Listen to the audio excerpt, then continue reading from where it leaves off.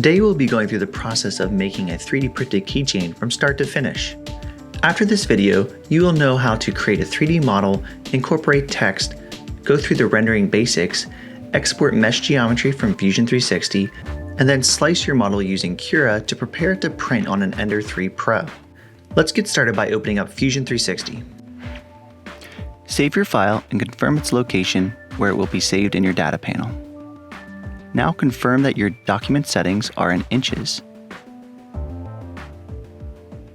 Create a sketch on the XY plane.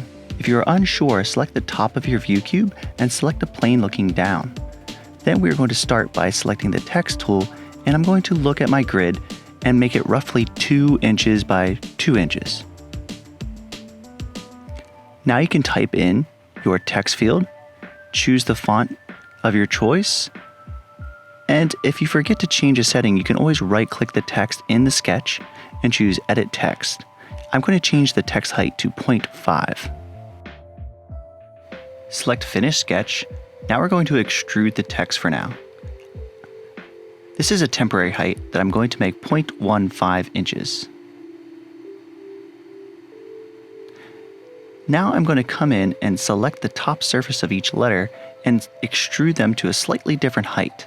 The goal is so that they are slightly different heights from the letter next to them. So I'm going to just move them in 0.05 inch increments to kind of offset them so that they can have some variation.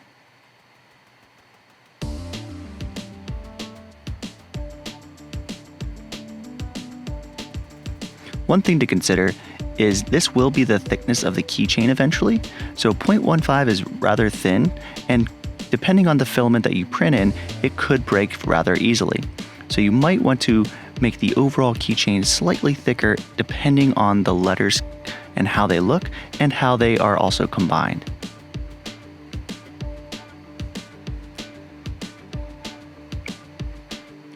Now I'm going to navigate so I can see the letters and zoom in a little bit.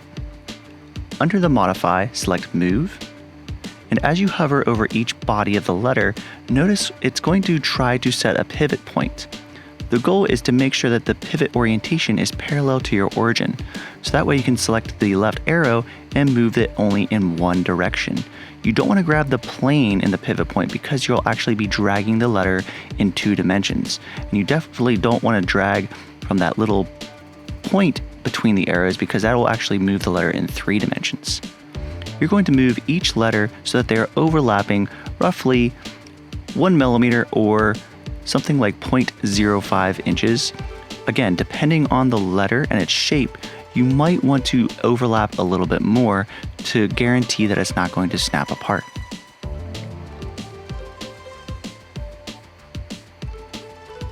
This is where you can have some creative freedom. You could rotate the letters slightly, you could scale them, you could stack them in different ways. For this example, I'm just going to keep them straight across in a horizontal alignment. Now that I have all of my letters' heights confirmed, I'm going to combine them all to make one single body.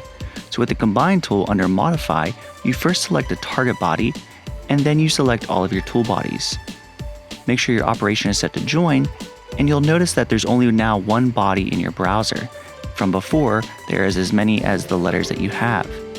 To make sure that this works, you have to have overlapping bodies. If they don't overlap, you will not be able to combine them. Depending on the shape and how much you've overlapped the letters, you might have small areas that become problems once we start adding the fillets. I am now going to create the keyring. To do this, I'm going to create a sketch on the bottom of the word. So hit Create Sketch and then select the bottom. I'm going to create the inner diameter first at 0.125 and then a concentric outer diameter of 0.3. I'm now going to make the small circle tangent to the side of my word. If you don't have a straight letter here, find another clever location, or you can get creative with how you incorporate this keyring into the word. You'll notice it's undefined because it's able to slide up and down. To make it perfectly aligned to the center of my word, I'm going to create a construction line that snaps to the midpoint of the vertical of the K. I can make this construction, and then I'm going to grab the coincident constraint and make the center point of my circle snap to that horizontal construction line. I can now extrude this keyring shape up to my desired thickness. I'm going to make mine 0.15. I have to go into negative orientation because of the way I oriented my workspace when I sketched on the bottom of my word. Now we're going to add some fillets to strengthen certain areas. The first fillet I'm going to add is where the keyring joins the word. This will add a little bit of stability so it doesn't snap off as easy. I'm going to add a fillet of 0.04. I am now going to add a fillet to all of the external corners where there will be high contact with the design. I'm going to use a radius of 0.01. I am not going to fillet the bottom edges of the model so I can preserve its printability. I know that as the printer works from the base up, that will just cause an overhang that is unnecessary. Look for any weak points and reinforce or add a fillet.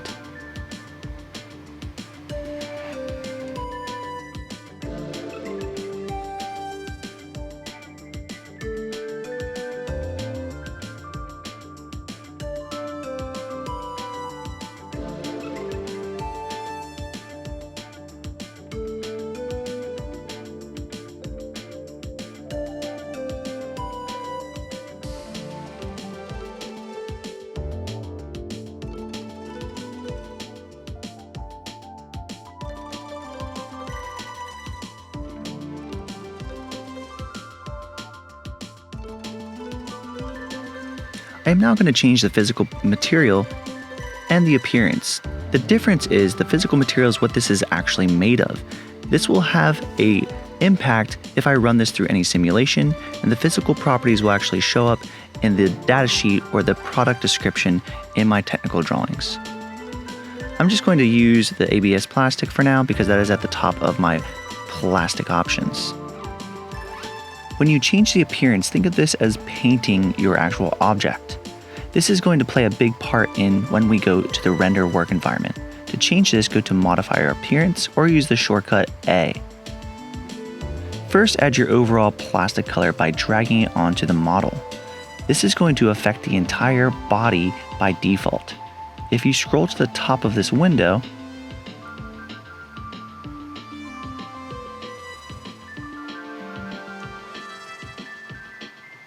you can change the application to only faces. Then you can get very detailed in how you apply different appearances to your design.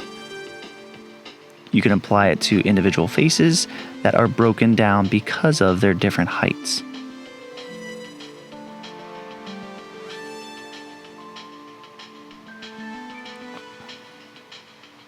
Fusion has a good selection or variety with all of the different appearances.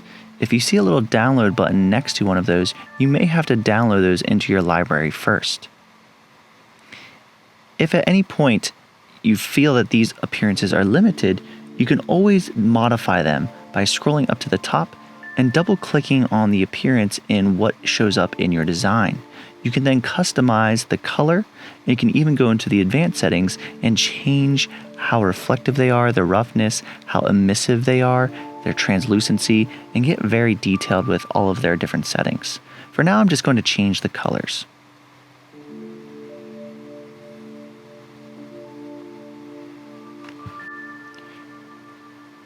Now I'm ready to render. Change your work environment from design to render. Notice I can go back and change my appearance right here in this render workspace. I don't actually have to go back to design. I can just select this option here and change any of these appearances. Now I'm going to come into scene settings and work my way down through several of these options. The most thing I like to change is I like to put on flatten ground and reflections. As you can see, it allows me to see the surface area of the design. Then I also like to change the position of the light. As you rotate the orientation of light, you can see how it affects the reflection. In Environment Library, I can actually control what type of light source is on my model. So you just drag that light source onto your background, and I can still rotate the direction of the light, and you can see how the shadows are affected as well as the highlights. One other thing you can still do in the rendering workspace is I can rotate my model. By using the keyboard shortcut M for move, I can select a pivot point, and now I can stand my keychain up for a different effect for my render. I think this looks really great when I go into front view and slightly angle down because I can see the reflection, I can see the highlights, I can see the cast shadow, and I like to just go back and forth several times and take different renderings of my design. So I'm going to rotate my light around, just change my view ever so slightly, fill the frame, and now I'm actually going to complete the rendering. I'm not going to use the in-canvas render because this will take a lot of time for my machine to actually complete. As you can see, it's going to take quite a bit of time for it to reach even just an excellent quality. Instead, I'm going to stop this render and use Fusion's awesome in-canvas rendering capability. By selecting the teapot, I can choose Print, choose 3.2 megapixel, and then start my render. This is going to process in the cloud, so while I'm waiting, I'm going to complete several others. It's going to take around 10 to 15 minutes. If you come down to Render Gallery, you'll see an icon showing the in-progress render. As you can see, I've already completed a lot of different renderings to see what will give me the best results. So like I said, while you're waiting, change your view, maybe get a very close-up shot, change the direction or the type of light. Look for the highlights on these little edges and where the cast shadow falls. And the goal here is just to get the best effect and representation of your model. Select the teapot, select the quality of the render, and then wait. That icon shows that another render is in progress. So let me show you one that has already been completed. When you open the icon, you can actually flip through all of your different renderings by using these navigation arrows. And once you've identified one that you really like, you can select the download option. I'm going to choose PNG as my format. And then it will prompt me with a file location on where to save this PNG. I'm going to just save this to my desktop for now and hit save. A couple other options that I want to show you is you can actually adjust some of the exposure values of that PNG file like it's a regular image, and you can actually download rotations of that rendered model. So yes, it's like rotating around a 3D model, but with the quality of a render. If you want 36 frames, it will require some cloud credits, but you do get these free 6 frames for some of your first renders. The other option is if you intend on placing this render on another graphic, you can download this PNG with a transparent background. You will lose the reflection in your ground plane, but I'll be able to see through each of these negative spaces between the characters onto my background image. I'll show you what this looks like. Here's that first completed rendering. And then here is the one with the transparent background.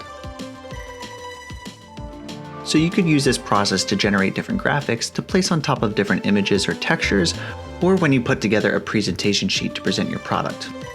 To export my 3D model and prepare it for 3D printing in my Slicer software, I'm going to go back to the design environment, and there are multiple ways to do this. I'm going to just right-click what I actually want to print. So if I have multiple components and I only wanted to print one, I can just select that component. I have my parent component here, which is my keychain demo. So I'm just going to right-click that and select Save as Mesh. This will give me a menu where I can choose my file format, choose your unit type, which should be the same as your workspace. So just double check that it matches in your document settings, and then change your refinement to high. You can also preview the mesh for this file type by selecting this little box. Then choose OK. For this class, please follow this criteria for naming your files. Your first initial and last name, then the color and type of filament, and then the 3D printer that I have assigned this filament. Now that we've exported our file from Fusion 360, we're ready to upload it into the Slicer software to get ready to 3D print.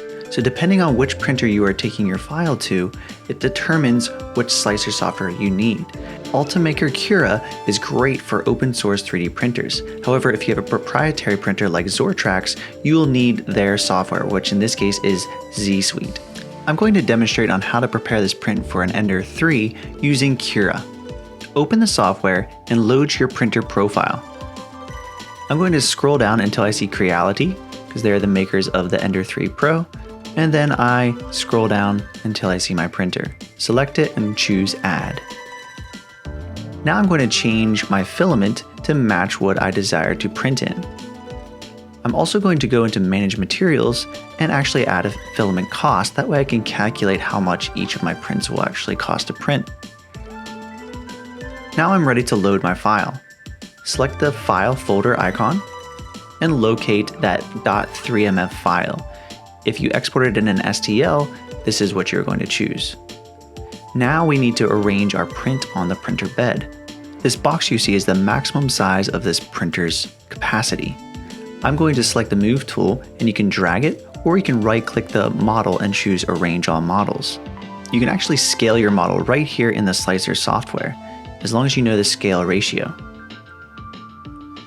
Next, I'm going to rotate my model to make sure that the base is flat on the bed.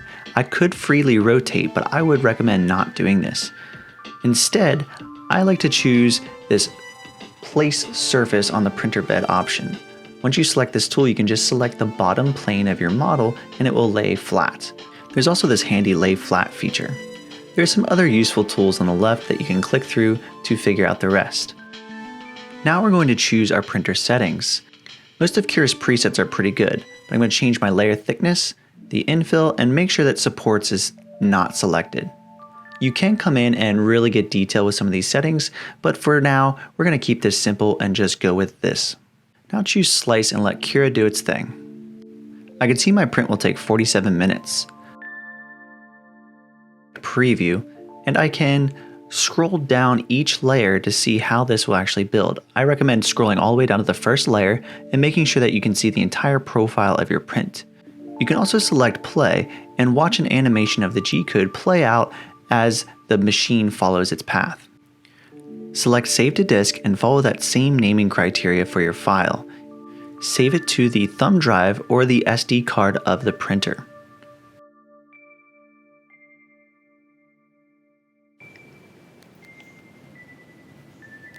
Carefully insert the mini SD card and power on your machine.